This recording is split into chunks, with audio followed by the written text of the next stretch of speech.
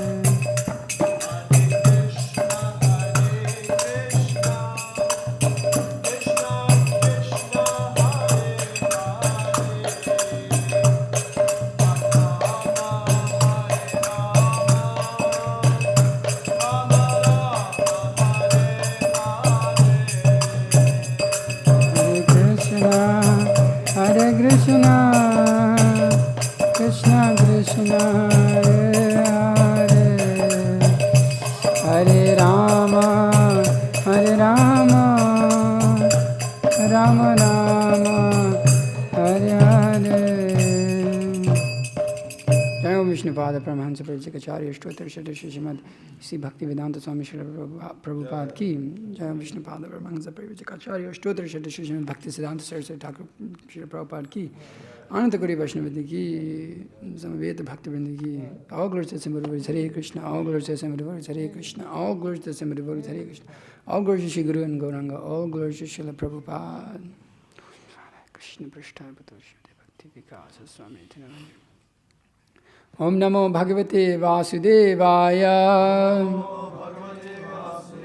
Om Namo Bhagavate Vasudevaya. Om Namo Bhagavate Vasudevaya. Sa. Oh, it's not put up yet. Okay, I'm going to put it up. 2:5:13. Sorry, 3:5:13.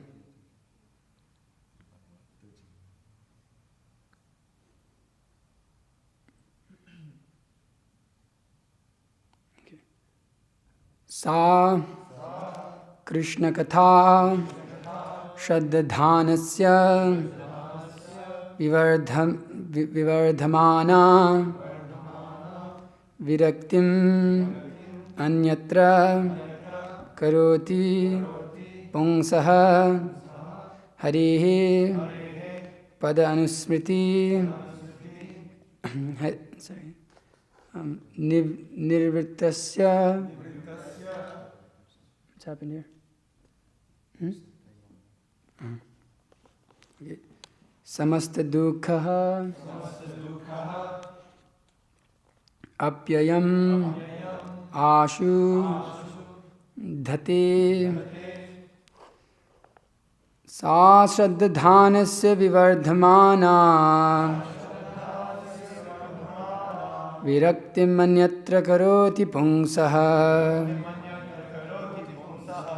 Hareh padanusmriti nirvritasya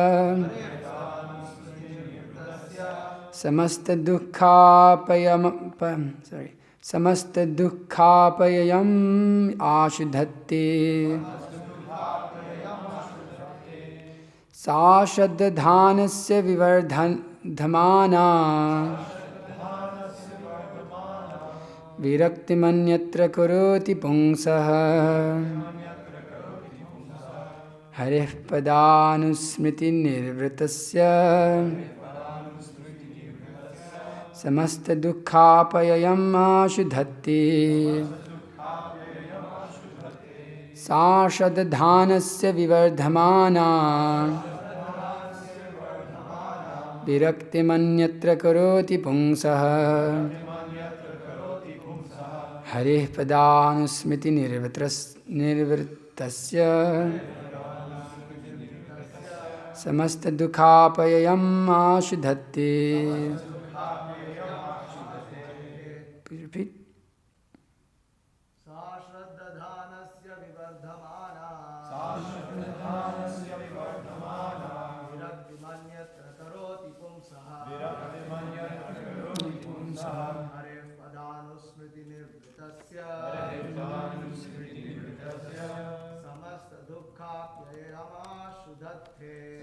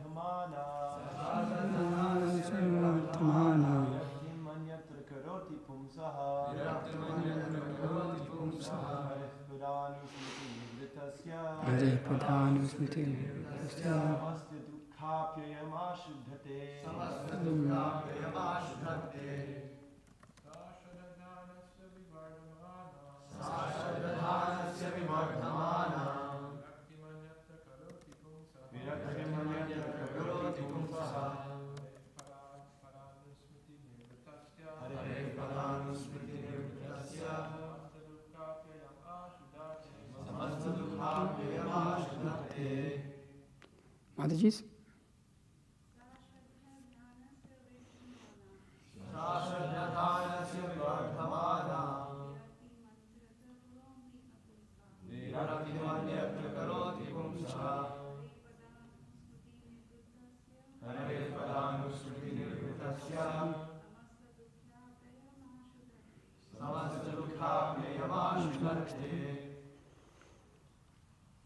Anyone else?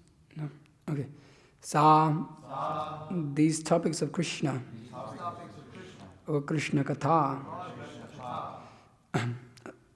Shraddhanasya, of one who is anxious to hear, Vivardhamana, gradually increasing, Viraktim, indifference, Anyatra, in other things, then such topics karoti, does, pungsaha, of one who is so engaged, harihe, of the Lord, padanusmriti, constant remembrance of the lotus feet of the Lord, nivartasya, nirvitasya, one who has achieved such transcendental bliss, samasta dukkha, all miseries, apyayam, vanquished, ashu, without delay, dhatti, executes. Translation and purport by His Divine Grace A.C. Bhaktivedanta Swami Srila Prabhupada Ki Jai. Translation: for one who is anxious to engage constantly in hearing such topics, Krishna Katha gradually increases his indifference towards all other things. Such constant remembrance of the lotus feet of the Lord, Krishna, by the devotee who has achieved transcendental bliss, vanquishes all miseries without delay. Purport: we must certainly know that on the absolute plane, Krishna Katha and Krishna are one and the same. The Lord is the absolute truth, and therefore His name, form, qualities, etc., which are all understood to be Krishna Katha, are non-different from Him. Bhagavad Gita, being spoken by the Lord, is as good as the Lord Himself. When a sincere devotee reads Bhagavad Gita, this is as good as seeing the Lord face to face in His personal presence. But this is not so for the mundane wrangler. All the potencies of the Lord are there when one reads Bhagavad Gita, provided it is read in the way recommended in the Gita by the Lord Himself. One cannot foolishly manufacture an interpretation of Bhagavad Gita and still bring about transcendental benefit. Anyone who tries to squeeze some artificial meaning or interpretation from Bhagavad Gita for an ulterior motive is not Shraddhana Pungsaha, one engaged anxiously in bona fide hearing of Krishna Katha. Such a person cannot derive any benefit from reading Bhagavad Gita, however great a scholar he may be in the estimation of a layman. The Shraddhana, or faithful devotee, can actually derive all the benefits of the Bhagavad Gita because by the omnipotency of the Lord he achieves the transcendental bliss which vanquishes attachment and nullifies all concomitant material miseries. Only the devotee, by his factual experience, can understand the import of the verse spoken by Vidura. The pure devotee of the Lord enjoys life by constantly remembering the lotus feet of the Lord, by hearing Krishna Katha. For such a devotee, there is no such thing as material existence. And the much advertised bliss of Brahmananda is like a fig for the devotee who is in the midst of transcendental ocean of bliss. Om Jnanatimirandasya Gyananjanashalakaya Chakshurunvitamena Tasmai Shiguru Namah Shri Chaitanya Manovishtam Stapitamena Bhutale Swayam Rupagadhamayam Dadati So Padantikam Vandeham Shiguru Shita Patakamalam Shigurun Vishnavamsha Shri Rupam Sagarzatam Sagana Raghunathan Vitam Tam Sajivam Sadhaitam Savaditam Parijana Sahitam Krishna Chaitanya Devam Shri Radha Krishna Padam Sagana Lalita Shri Shakhan Vitamsha He Krishna Karuna Sindhu Dinamanda Jagatpate Gopisha Gopika Kanta Radha Kanta Namastute Tapta Kanchina Gaurangi Radhe Vrindavaneshari Vrishivanusute Devi Pranamami Haripriya Vanchakalpadarvesha Kripa Sindhubhya Vichapatitanam Pavini Vaishnavibhyo Namo Namaha Namo Vishnupadaya Krishna Prasthaya Vatula Srimate Bhakti Vikasa Swami Namo Vishnupadaya Krishna Prasthaya Vatula Srimate Bhakti Vedanta Swami Namaste Saraswati Devi Gauravani Pracharya Nirvisesha Shunyavadi Pashyate Deshitarya Jai Shri Krishna Chaitanya Prabhu Nityananda Shri Advaita Gadadhara Srivas Adi Gaur Bhaktivinda Hare Krishna Krishna Krishna Hare Hare Hare Rama Rama Rama Hare Hare Jnananandamayam Devam Niramasphatikakritam Adharam Sarva Vidyanam Hayagrivam Upasmahe Guru Vaishnava Bhagavan Tinir Smarana Vigna Vinashanaya Shahi Nijavanchita Purana.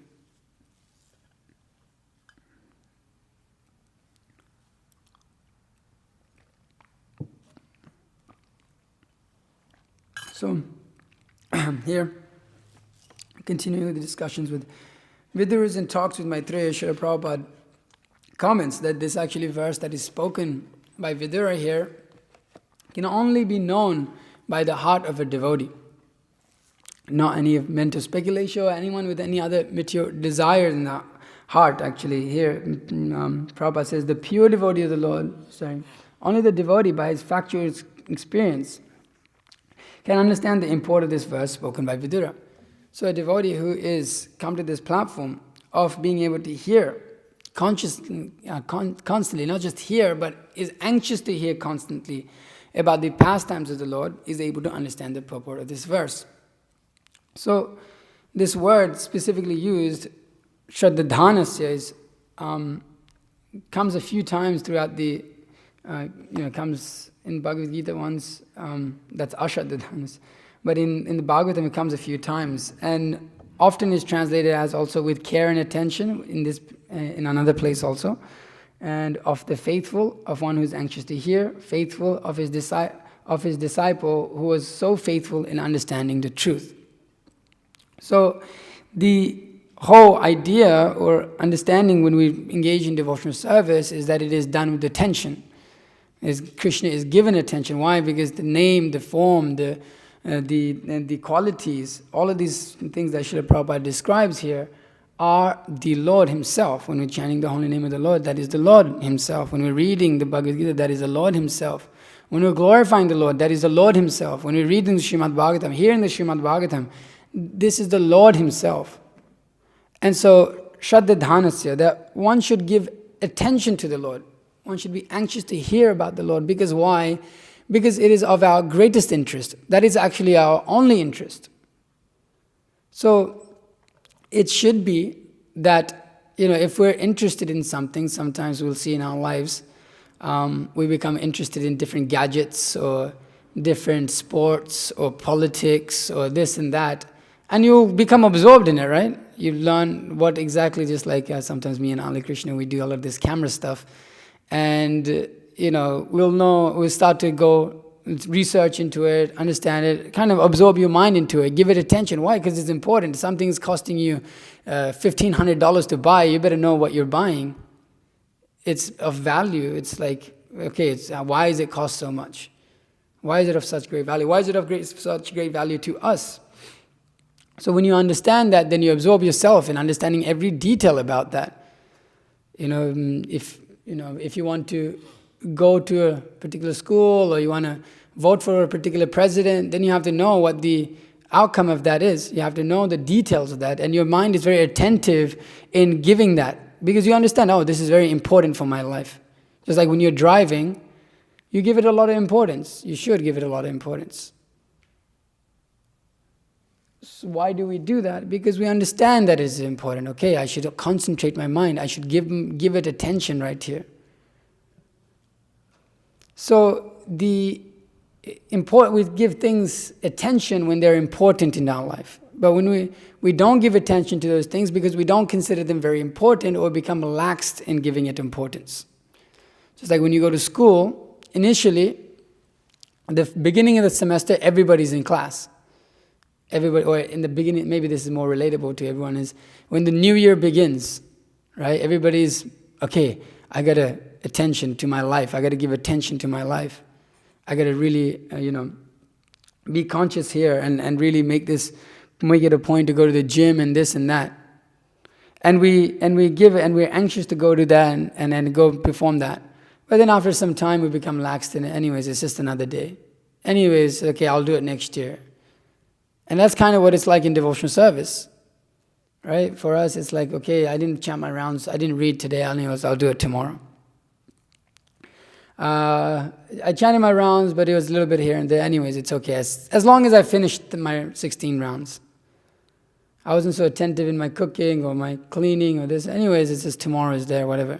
And then tomorrow comes and then we don't read again. We don't chant attentively again. And then it's been 8 years. I'm talking about myself. 8 years and still chanting really terrible rounds. Still not attentive in reading or reading Srila Prabhupada's books properly.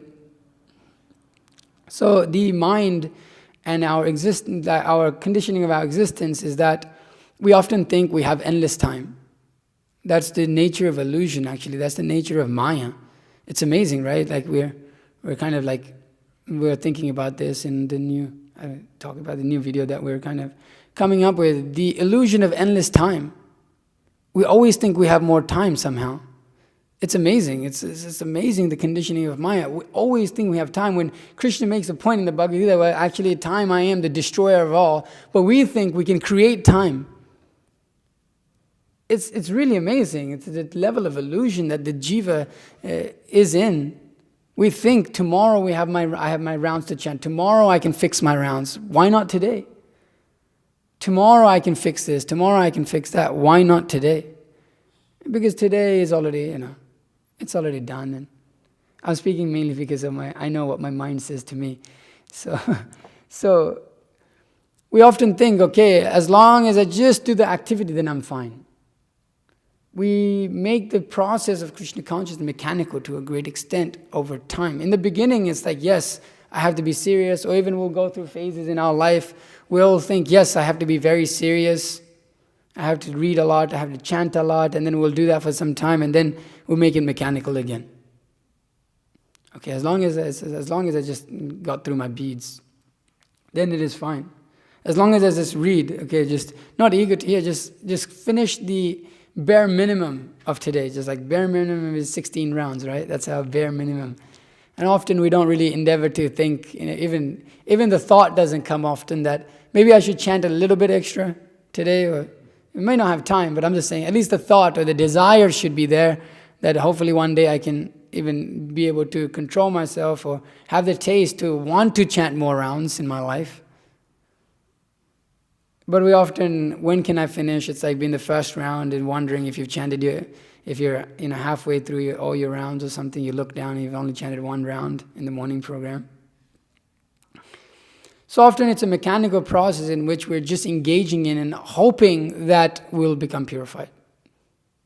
Hoping, it's just like, there's no real endeavor, but it's just a hope. It's like, I'm doing it, so it'll just happen. I'm just following the process, right? I'm just doing it. I'm reading and I'm hearing and I'm chanting. But it is done with almost the idea of it being mechanical. I'm just doing it because that's what I've been told to do.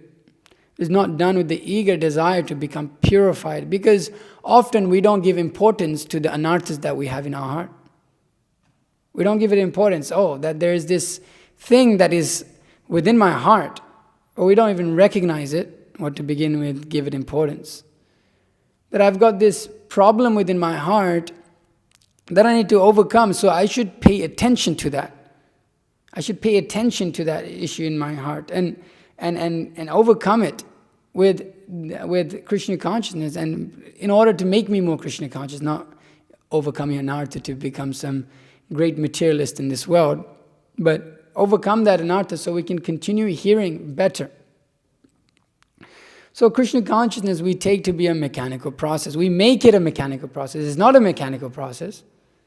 That's another amazing nature of the jiva. It has the ability to take something that is transcendental and turn it into almost the mundane.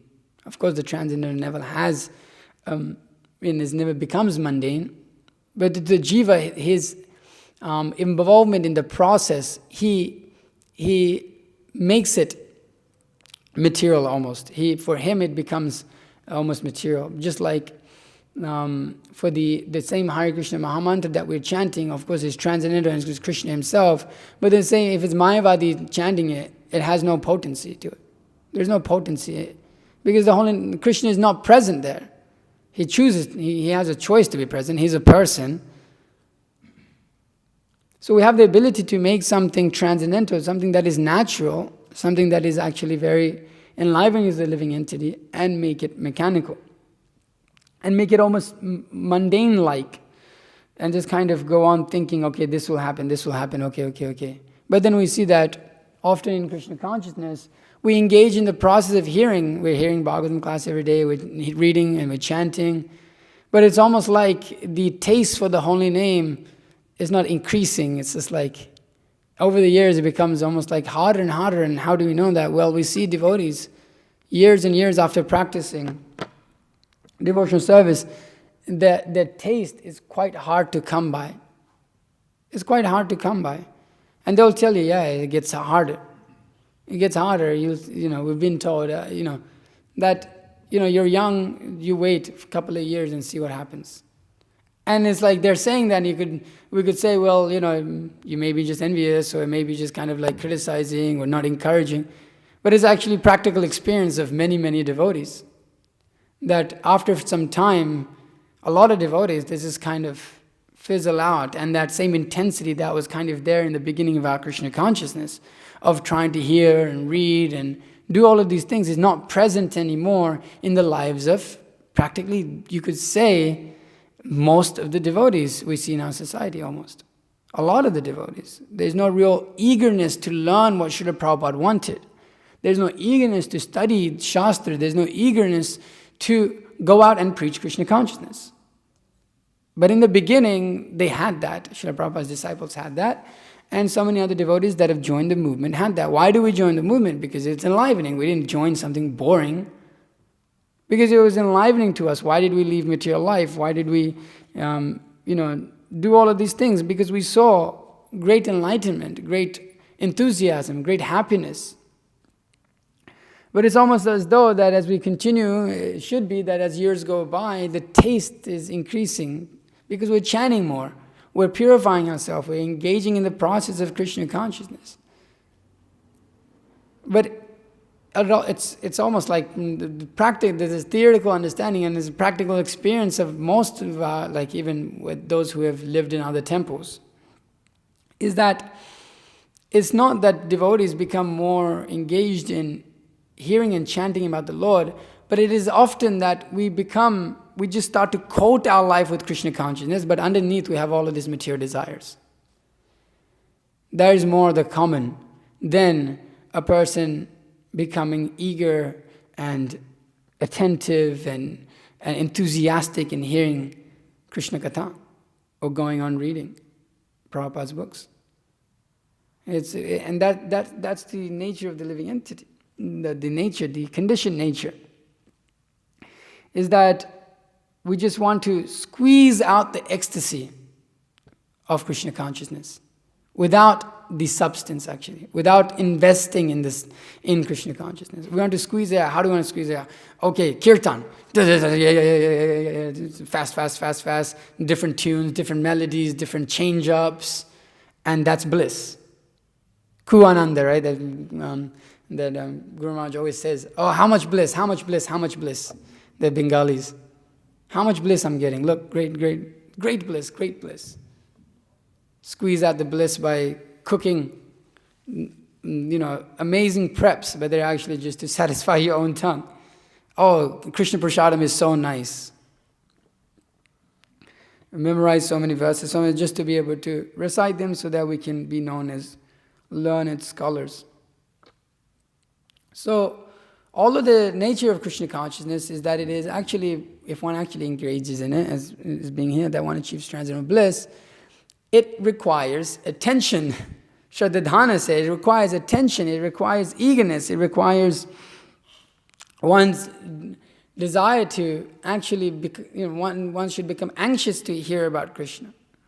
Just like the devotees of the Lord in the high, the pure devotees of the Lord in Vrindavan, is they're always anxious to hear. They can't wait to hear. But it's almost like we can't wait to get out of Bhagavatam class. When's prasadam time? When is nap time? When will I finish my rounds?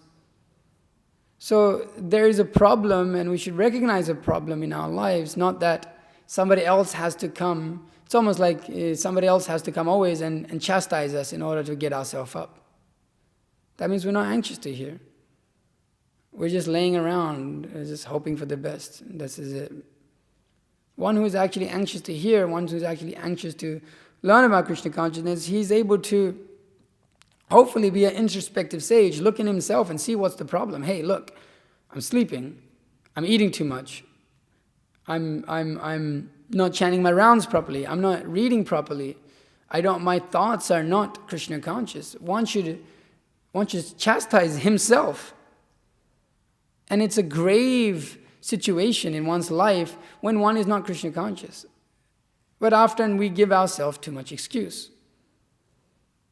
We often excuse ourselves so easily. Oh, it's okay for today. It's okay, what's the problem? And then it requires for someone to come and actually shake us to even get us out of the mode of ignorance, to understand, hey, we're not chanting properly. And it's like, just to understand that, you're not chanting, you're not saying the holy name of the Lord, you're missing a bunch of the names of the Lord. That much ignorance we're in, but then we're walking around and yes, I'm chanting so nicely. I'm chanting so well. Hare Krishna, Krishna, Hare Rama, Krishna, Hare. What the heck is that? We don't even recognize we're not chanting the simplest thing. The simple mantra is 3 words in a particular order, and we can't do that. And then when somebody comes and says, hey, you're not doing that properly, how dare you criticize me? Is that feeling's in their heart, right? Somebody comes and especially tells you about your rounds, it's like the most, it hurts the most, because you're like, I've been doing this for so long, what's the problem? It used to happen to me, my bhakti leader used to come and tell me, you're not chanting your rounds, bro, you're missing the name. I was like, what are you talking about? And it's like, well, and then hopefully, and we think that they're just criticizing, or they don't understand, or they're not hearing properly, but then, this is my case also, it's like they record it and then they show it to you and you're like, oh. And it's still, you're not very repentful in your mind. You're still like, okay, it was just that once. It was just that few times. Okay, now I'm fixed, that's it. We don't endeavor to think, something so simple we're messing up in, what else is there? We don't endeavor to think like that for some reason. It's that illusion of giving oneself so much room to think that we're okay. You're okay, I'm okay. Or often, everybody else is not okay and I'm okay. We can see the faults of others, but we can't see our own faults. And this is the difficulty of the conditioned soul. This is the issues that we have within Krishna consciousness. To be able to actually come up to the platform of really relishing the holy name of the Lord, being able to actually become anxious to hear, to actually be able to engage 24 hours a day. After the morning program, generally for me, I'm pretty much Krishna conscious out. Okay, I'm done, that's it. Right? I'm done, I did my rounds. I did my hearing, I did my this. So often we don't develop that. We don't develop that anxiety to hear. Even though we may be in the brahmacharya ashram, full-time, whatever. We may just kind of become mechanical to the process and actually not take up an endeavor, a very independent endeavor in becoming Krishna conscious. Independent endeavor doesn't mean that we're just off on our own doing our thing. It means that we're becoming thoughtful to analyze things, not just go with the, whatever, the waves of time, that you're just moving along just because everybody's there and you're just there and therefore I'm okay. But no, one is making an independent endeavor in his life to be Krishna conscious. Not just doing just a program, but within the program, he's understanding why it needs to be done. He knows the importance of it. Just like I was saying that when one wants to attain something, when one gets something valuable, then he has to give it a lot of attention. Otherwise he's either going to get cheated, or he might not even get the result that he wants.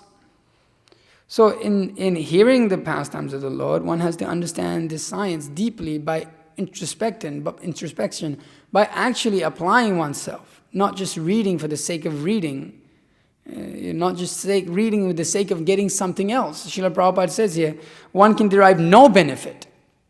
It's interesting. Here, such a person cannot derive any benefit from reading Bhagavad Gita. You may read, we may have, Bhagavad Gita in front of us, may read, but if we have an ulterior motive in trying to understand the Bhagavad Gita, whether it's to glorify ourselves or go and perform, by understanding Bhagavad Gita, you can understand everything. Psychology, whatever, how to work with people, how to do all of these things. You cannot do all of these things, but if that's your goal of reading the Bhagavad Gita, if your goal is to just become a jnani just for some knowledge, then what benefit will one derive? What is the mood of hearing the Bhagavad Gita? Will one not be envious of the principles of Krishna consciousness, that Krishna tells to Arjuna, Anusuyave, that one is not envious of Krishna, and that he's simply trying to inquire about the goal of life. Sure, one may come, as Krishna says, with the idea of, Artharti, one who is under distress, so he wants some relief. But ultimately, what he is reading in the Bhagavad Gita, the purports or the translation, he is not envious of the principles. He understands he's not there, but he wants to progress in that light, wants to come to the platform of pure Krishna consciousness. So that he's trying to surrender, because we may read with the idea of just jnana karma. That's why we have Rupa Goswami's instructions are so valuable in our lives. Jnana karma dhyanavritam, not with the desire to just perform karma and jnana, but with the desire of pure bhakti. Ahitaki bhakti, that is straightforward. This is straight devotion service with a desire to surrender to Krishna, at least for the devotees of the Lord. We're reading Bhagavad Gita with a desire to see how we can surrender more to Krishna. And that desire needs to become intensified. Because with that desire to surrender to Krishna, with that desire to become purified, we become more attentive in our process of hearing and chanting. Because we understand that we're not purified. We understand that we're impure. You may have gone through some phases in our lives when our authorities pointed out a particular fault in us, many times, unlimited times for myself, and unlimited times to come, that when, at least if we accept that authority, we become anxious to change ourselves. Because we give importance to that difficulty or that problem that we're having in our spiritual life. And immediately we become attentive. So when we're able to understand that the position that we're in, or what our position is in this material world, but we're going on being inattentive in Krishna consciousness, then, sorry, my mind, I just kind of like completely lost my train of thought.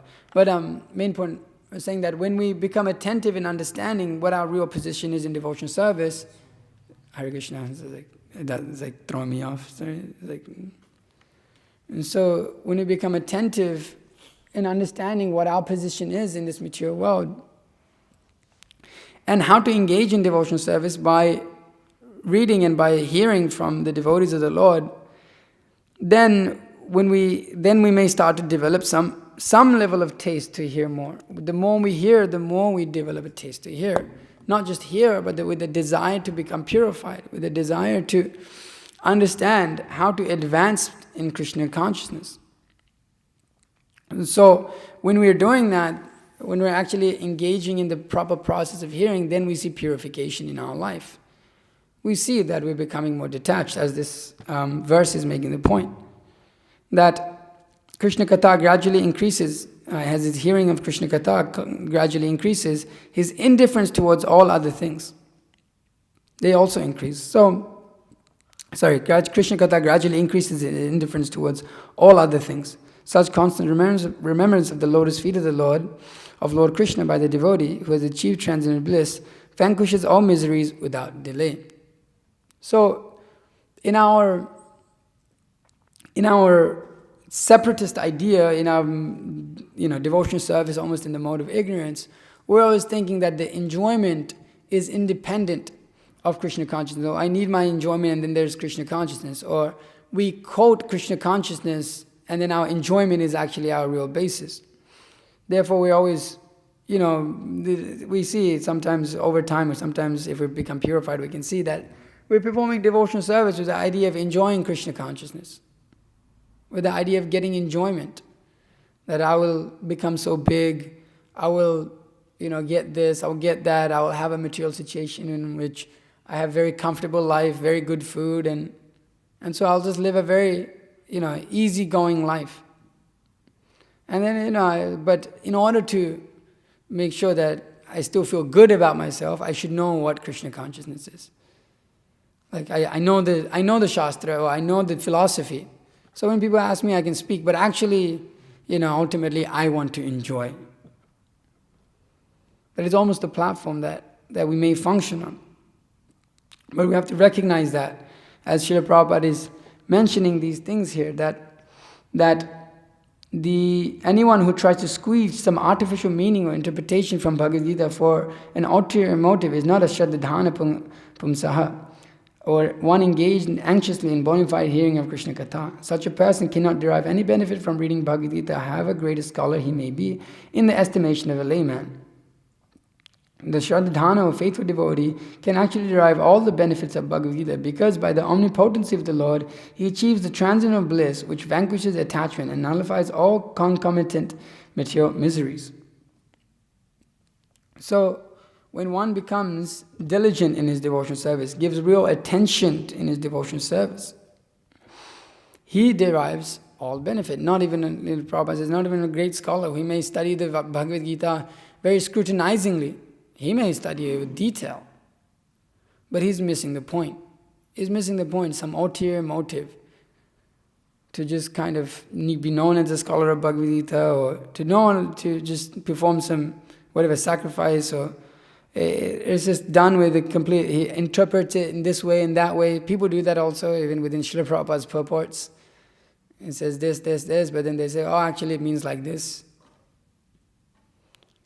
So one engages in devotional service without the desire to have any other ulterior motive, that one simply desires to surrender to Krishna. That is the ultimate platform to come to. And so a faithful devotee, he derives all the benefits of Bhagavad Gita because by the omnipotency of the Lord, he achieves the transcendental bliss which vanquishes attachment and nullifies all concomitant material miseries. So with our separatist idea, we're trying to endeavor to try to derive pleasure, squeeze pleasure out by some mundane mindset in Krishna consciousness. That I have to be like this, I have to, in order to derive bliss, the kirtan has to be like this, with this melody, and then this particular speed, and then that, and then break it down in that. In order to get a pleasure out of Krishna consciousness, the prasadam must be a cake every day, and it must be like this. Without a cake, it's not Krishna conscious. It has to taste good. Prasadam has to taste good. It has to be if it didn't taste good, then it's not prasadam. So, one may try to derive a different level of pleasure from that. But actually a real devotee, a sincere devotee, as Srila Prabhupada says here, a faithful devotee, he derives pleasure in all aspects of Krishna consciousness without even these, that may be there, the kirtans may be really ecstatic, but that is not a requirement for him to feel bliss in devotional service. If the prasadam is not good, that's not that he thinks, I'm going to go bloop and eat at the restaurant. As devotees do that. They're like, oh, the temple is prasadam, let's go to the restaurant. Tonight we're going to the restaurant. Oh, the kirtan is not good. Okay, let me put on some headphones, listen to all the karmi music. The beats are better here than the mridanga beats.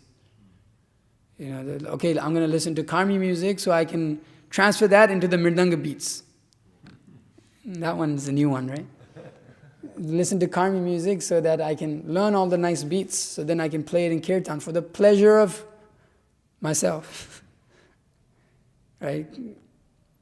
Or listen to a tune. Sometimes we hear certain tunes and they're like Bollywood tunes. I've seen this in Vrindavan when I was there. For the West, it's like nobody knows, so it's like whatever. But when you go to Vrindavan and they'll play these Bollywood tunes, and the Indian, they're not devotees particularly, but they're just coming for the temple to see the deity in Vrindavan in Krishnavala Mandir, and they'll dance. But they're not dancing because of the holy name of the Lord. They're dancing because they remember the song, and they remember I don't know that song, but whoever the superstar is dancing in that song, they remember that and they feel great ecstasy. Oh, what great ecstasy. They're not thinking of the Lord. They're not thinking of the holy name. So similarly, in Krishna consciousness, those who are just looking to get pleasure or think, oh, okay, the prasadam is not that great, okay, let's go to a restaurant. Okay, the pastimes of the Lord are not so attractive, let's go to the movies. Right? And it's the same desire, is the same to try to feel something when you're watching something. Okay, I want to watch a movie, a love story, right? Love story or comedy. All of these things, that's what you want, right? Those are attractive. When you go to the movies, you're glued the whole time. That's it. You're glued. And you're the whole time. It's a nice story. What a nice story. Fresh, new, perfect. So much bliss. Crying, feelings of ecstasy. Hair stand on end on your Right? When you watch movies, ever had that? And you watch movies, it's like, whoa. Listening to music, okay, it gives me so much bliss, this category of music and this and that. So if we don't have taste within devotion service, then we want to find that taste somewhere else. Or we want to quote that, Krishna, externally make it look tasteful, but it's all material desire underneath. Make it look Krishna conscious. But a faithful devotee, he doesn't need any of these things. A faithful devotee, he's very satisfied in just simple kirtan. Simple kirtan. He doesn't feel lacking in his heart when there isn't like the greatest mridanga player on the earth playing for you. Or there's no harmonium. I can't do kirtan without harmonium, right? It's like within our movement, it's like that. If you don't have a harmonium, then that's not a kirtan.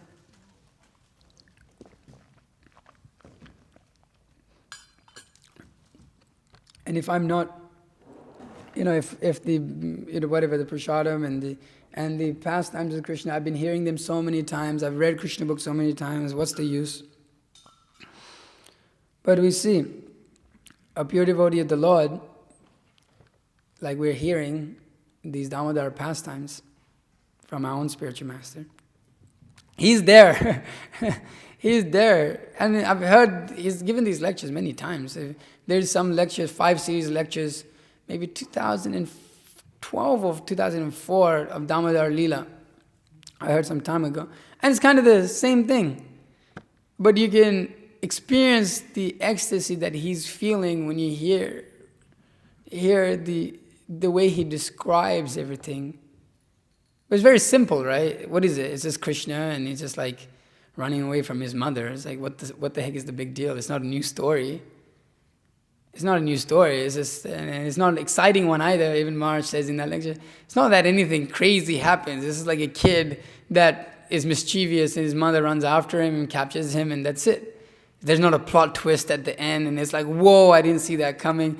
There was this movie that, maybe I shouldn't say it, but it's called Now You See Me, Now You Don't or something. And at the end of it, like you're following this whole thing, at the end of it, it's something that you didn't even expect at all. And it's like, whoa. And then you're thinking about that for the rest of the day, rest of the year. Like that was the greatest thing ever. That was like the greatest plot twist ever. But for the devotees of the Lord, they're hearing simple Mother Yashoda and Damodar. And then every time it's like, what's going to happen? What's going to happen? What's going to happen? You watch that movie again, you already know what's going to happen. You already know, it's like the plot twist has already come. You don't want to watch it again because you don't want to ruin the rasa that was there when you watched it the first time. Because you're just meditating on the first time you experienced the rasa, squeezing the juice out of that rasa that you got the first time The first time, it's the same thing as the gum. First time you chewed it, oh, it's so tasty. Again, chew it again, okay. And just think about, because you chew it with the idea that it's going to give you the same rasa that you got when you first chewed it. But it doesn't. Some people know that, so they don't chew it again. They just chew it the first time and just meditate on the rasa. But it's not there. It's not there. Whereas when the devotees of the Lord are meditating upon Damodar Leela, every time they're wondering, oh, Krishna, what's going to happen? Oh, Mother Yashoda is so fried out. What is she going to do? What is Krishna going to do? It's amazing, right? Hearing that. And it's like a 5 lecture series for us. We just read it, it's like, oh, that's it. But Maharaj is an hour each, 6. It's hour long each. I was like, oh my God, like, this is like, there's unlimited. And he says in that, we could go on forever. There's so many different details. And actually, even in the Govardhan Leela, we were reading a verse from the 10th canto. And in the purport was, there's so many, these details have been going on for thousands of years, and there's so many different details one can contemplate on, and they themselves are unlimited ways of discussion. Different perspective, different acharyas say slightly, different moods and different, their own experience of Krishna consciousness in that Leela. And so there's so much going on. In one sense, there's nothing more to add, but in another sense, it's unlimitedly increasing. It's a simple Leela, but it's attractive. And there doesn't need to be a external quote of trying to enjoy or material. It's just naturally satisfying. Prabhupada says, what is this use of this Brahmananda? Nothing, a fig. Who cares?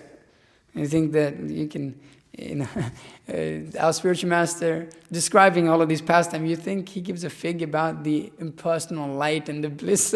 Heck no, it doesn't matter. It is not even thinking about it. Who cares? What to speak about material life, material enjoyment? Who cares? Indifferent. Don't care. Not a thought.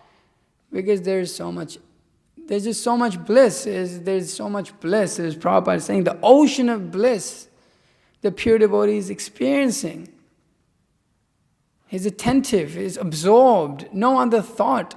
When he's describing that pastime, you see, he's just absorbed. He's not thinking about tomorrow, he's just thinking about there. He's there. So, this is the platform of devotional service. We see it in front of our eyes, we hear it with our ears. We're engaging in that actually with our senses. Mind, our intelligence, where logic and reason is applied in the Bhagavad Gita, but still we're adamant in trying to get material enjoyment within devotional service. Why? Our conditioned nature, our insincerity to surrender to Krishna. The lust takes over. Guru Maharaj was listening to a lecture, and specifically, you can listen to this too, it's very beneficial. The desire to enjoy Krishna consciousness, something like that, let me give you. Don't try to enjoy Krishna consciousness, just serve Krishna. Why does lust come? Why does lust take over? Because of our insincerity. We don't want to serve Krishna, to serve ourselves. So, one has to become anxious to become purified.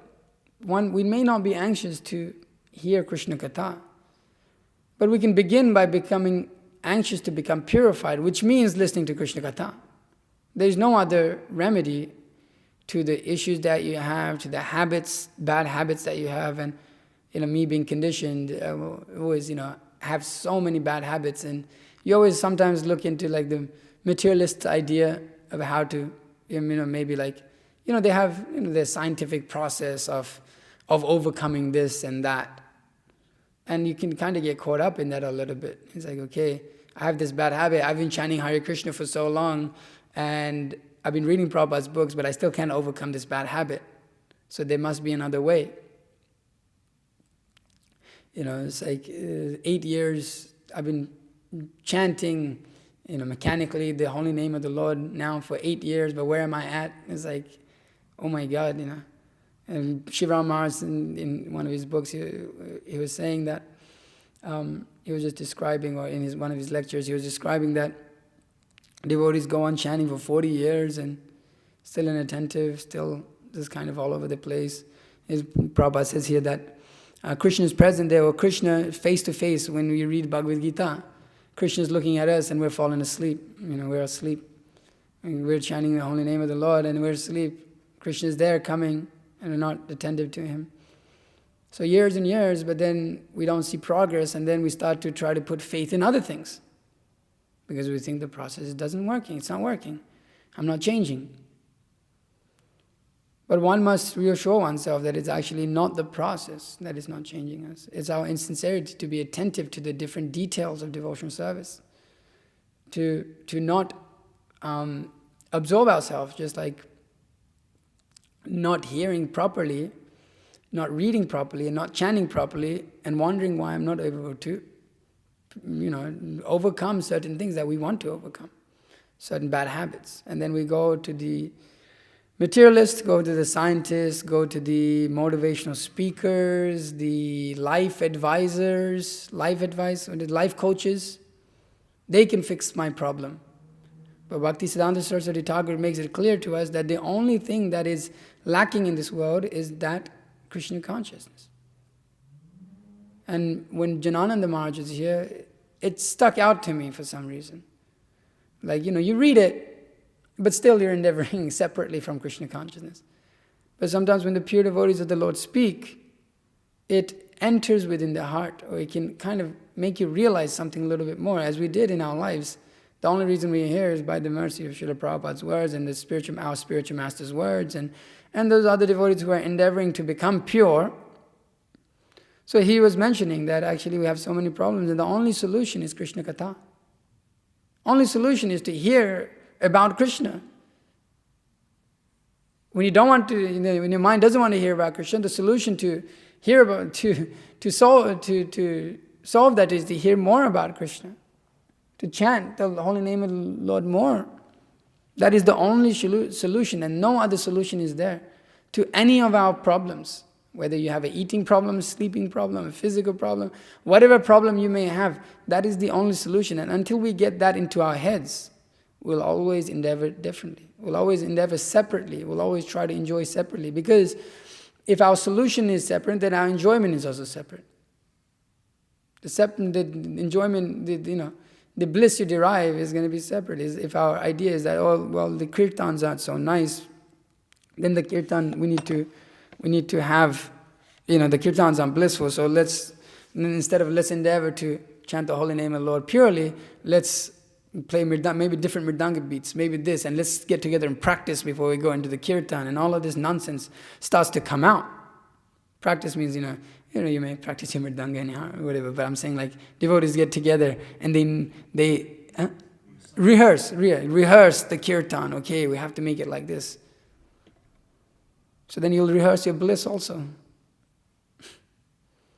Because it's a material idea that we will make Krishna come here. Yes, I will by my endeavor of trying to get bliss, I'll get Krishna. No, the point is one should try to serve the Lord without any other ulterior motive.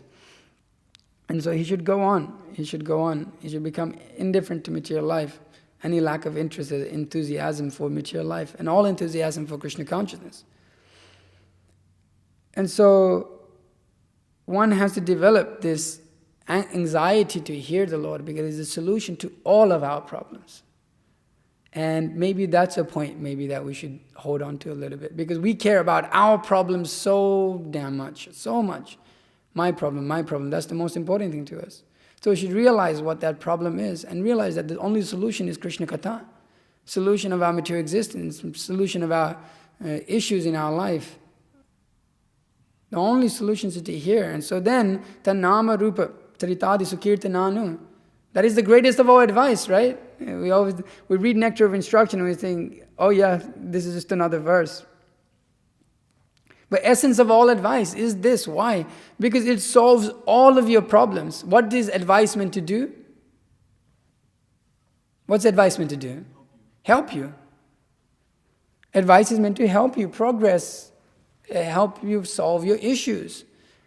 And so Rupa Goswami, he is giving the essence of all advice, the greatest of all advice, the topmost of all advice.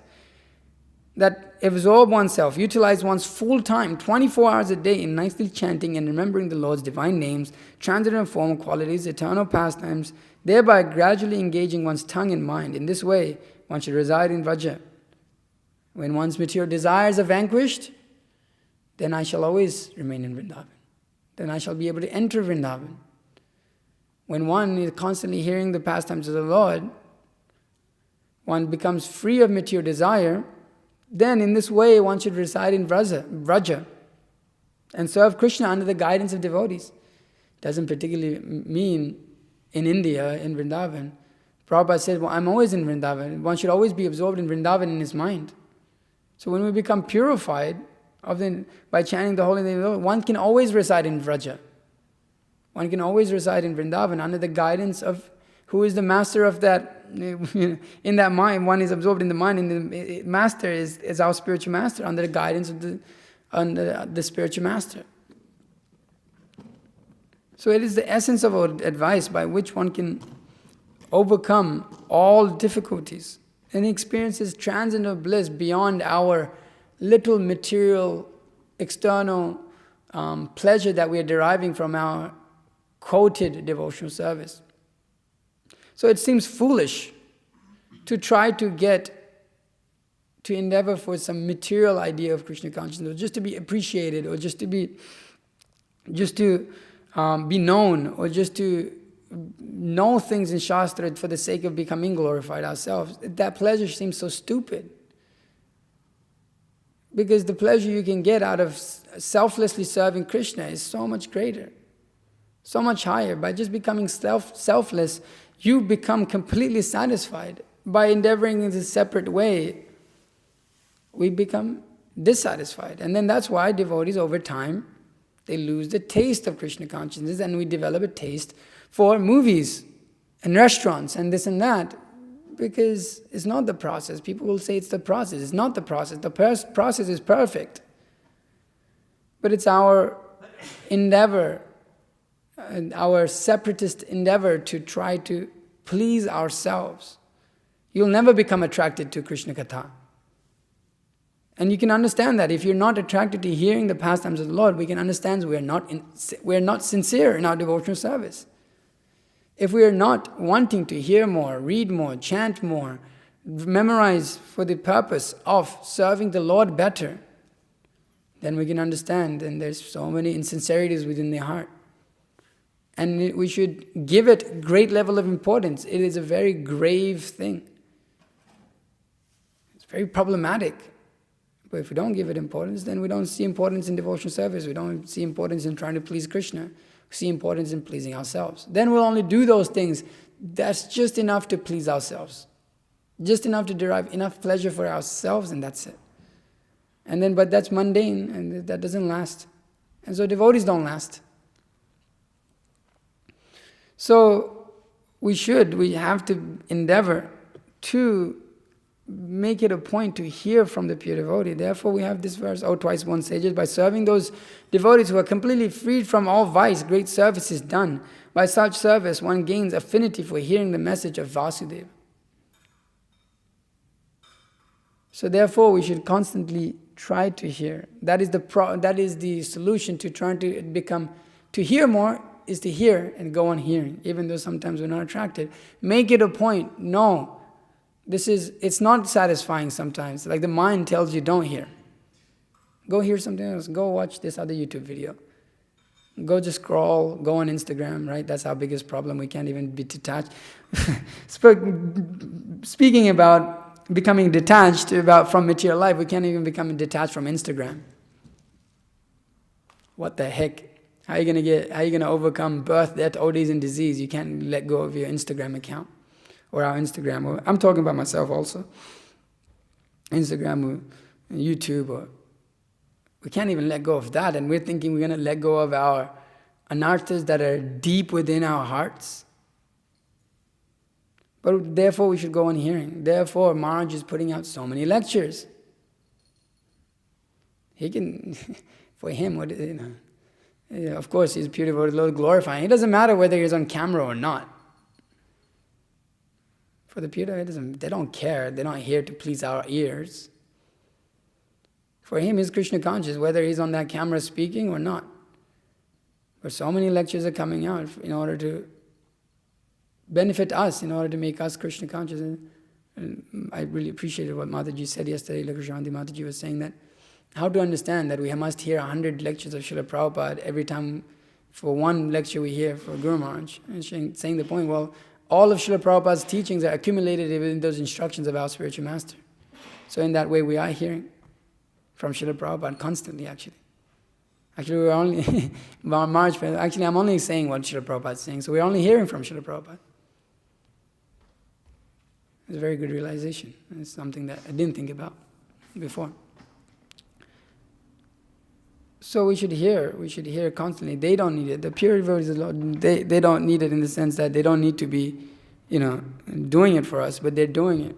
Why? It's because this purport here, that we hear from them, we become purified. Even though when we don't want to hear, we force ourselves to hear. But because it's not for our pleasure.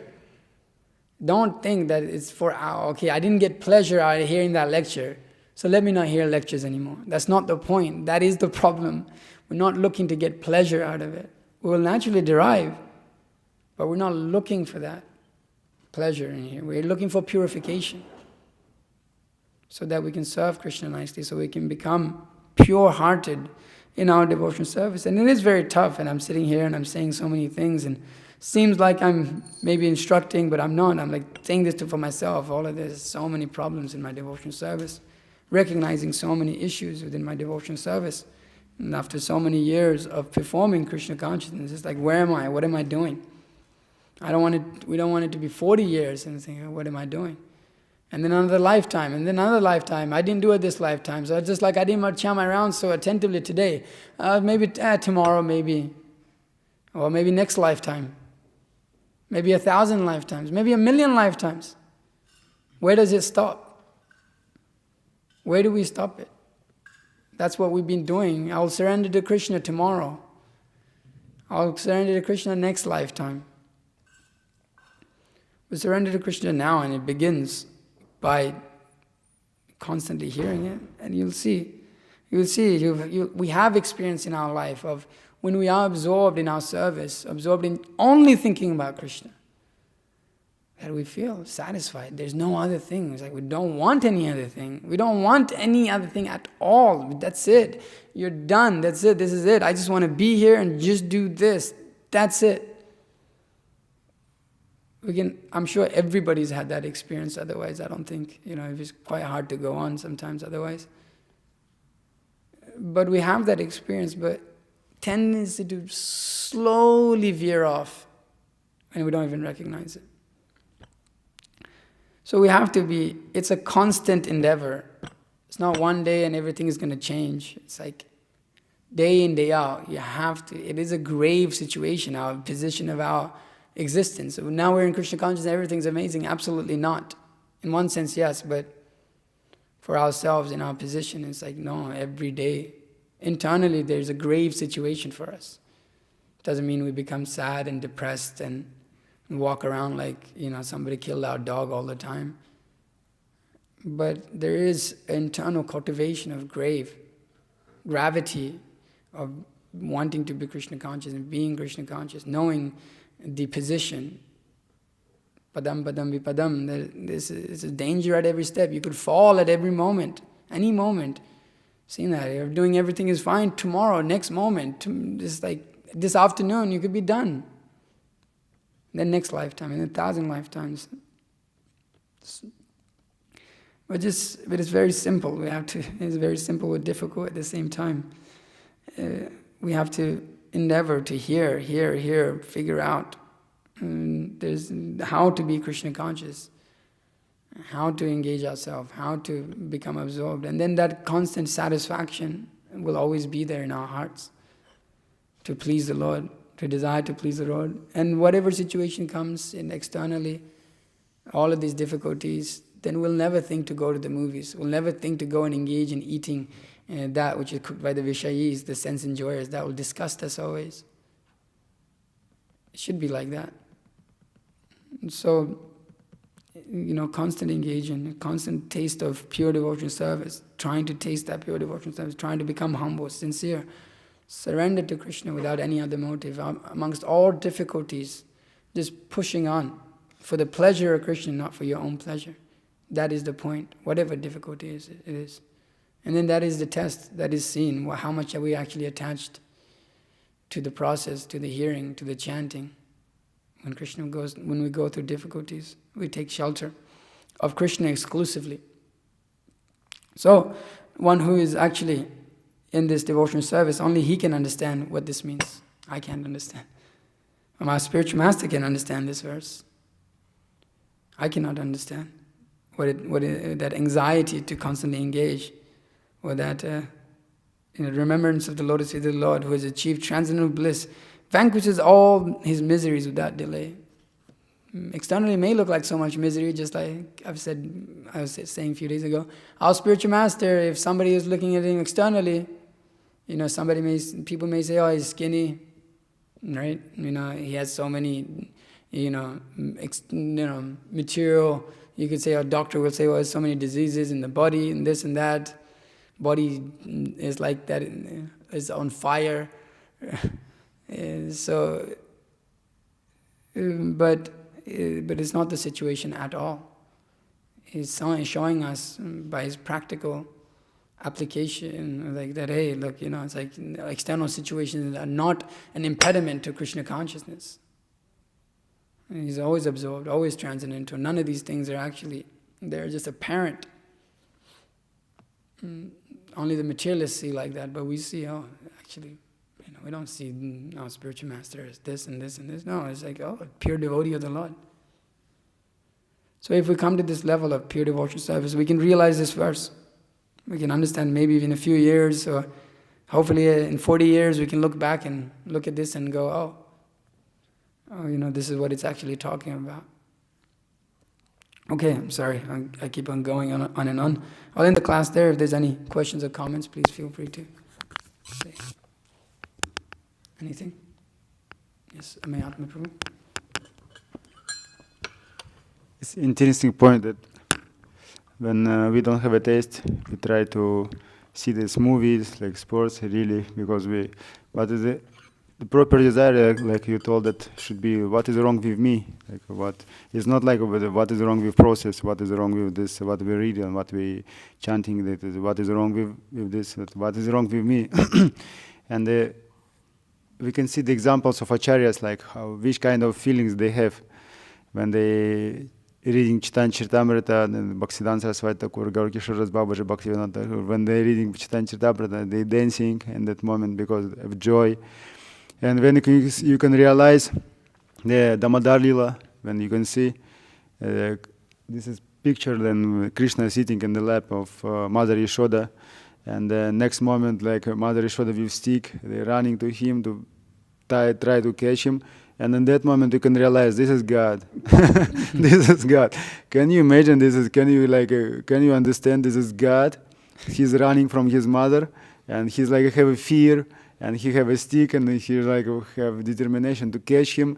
This is his pastimes, And because of this devotee, when he read this Damodar Lila, time after time, then they shocked, how is possible? The Krishna, this God himself, he's running, he's from mother, and sometimes we can see even. We can tell like, I understand, I understood.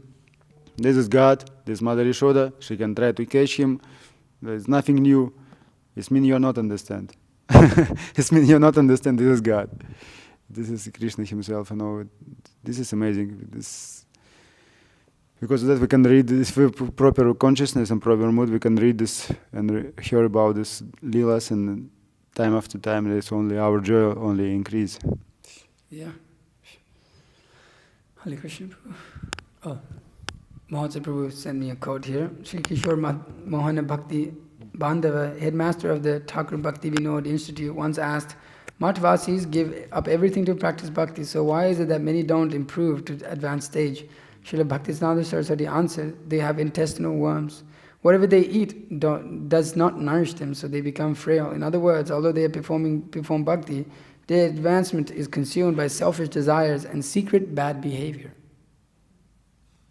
It's pretty heavy. Applies to me. Okay, yeah. You made this point about rehearsing for kirtan.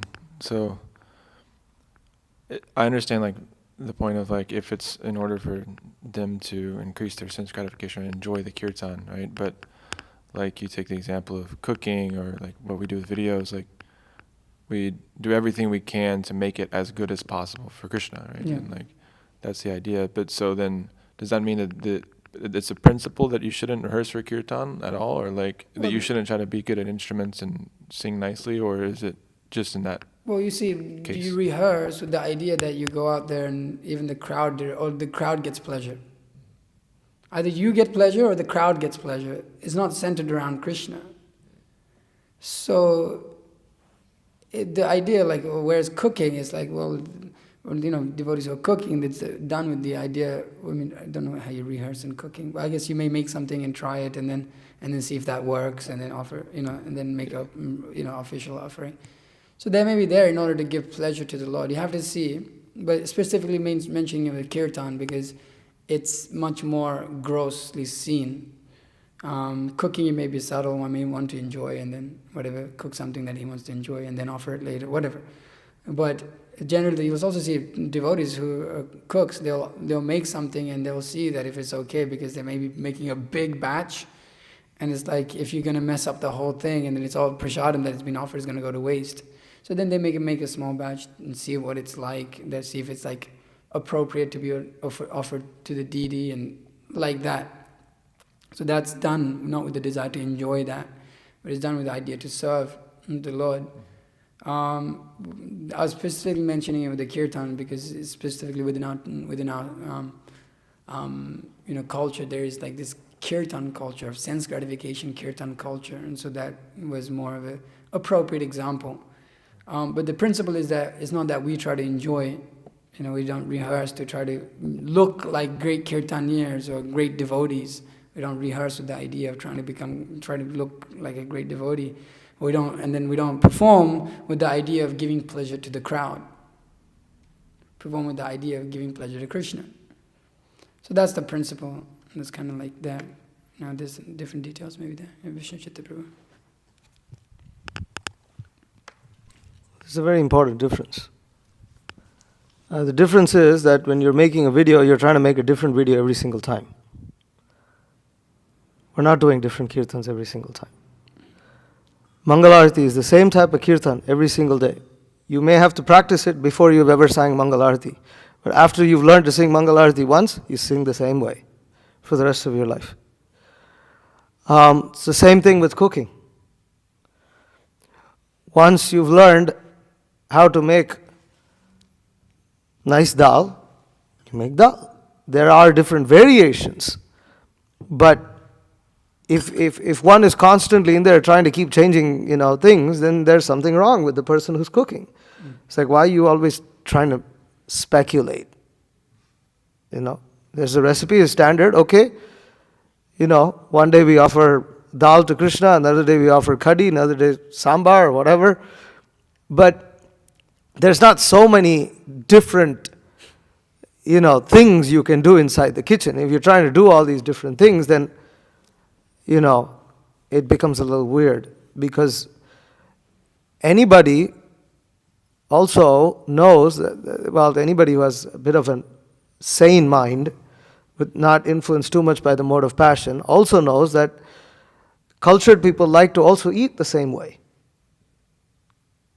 It's like if you eat idlis, the idli tastes the same way, that's all. We don't need to have different colors of idlis and different, you can. I saw one video how you make a tricolor idli.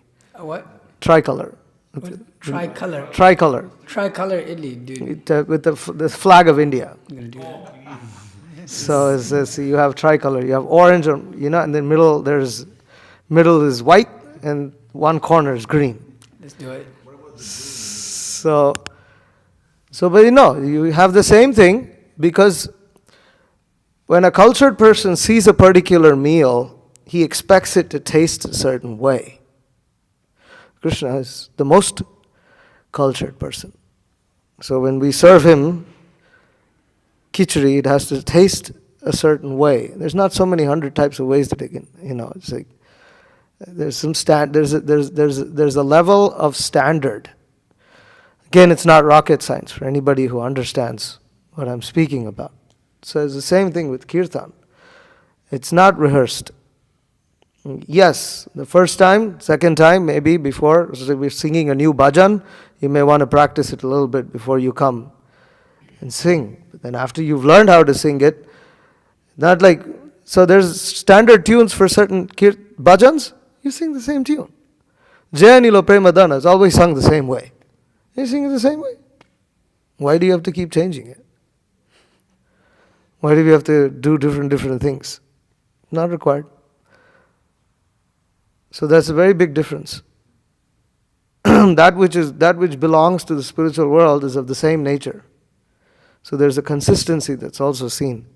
This consistency is found in the mode of goodness and is fully exhibited in the mode of spiritual goodness. Yeah, important things. You have a question? Oh, okay. Mataji's, any questions? Oh, there's a question from Mataji online, should we?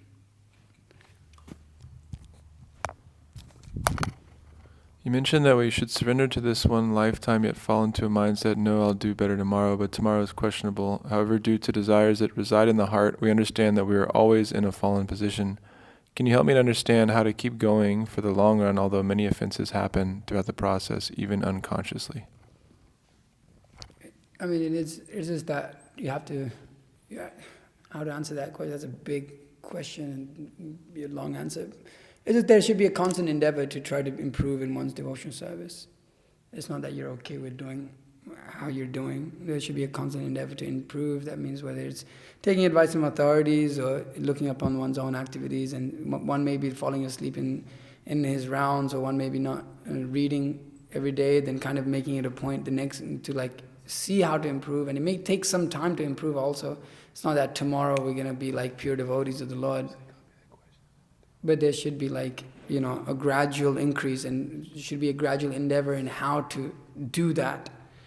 And so it's just that a devotee has to make an endeavor constantly to improve, and then the Lord may help.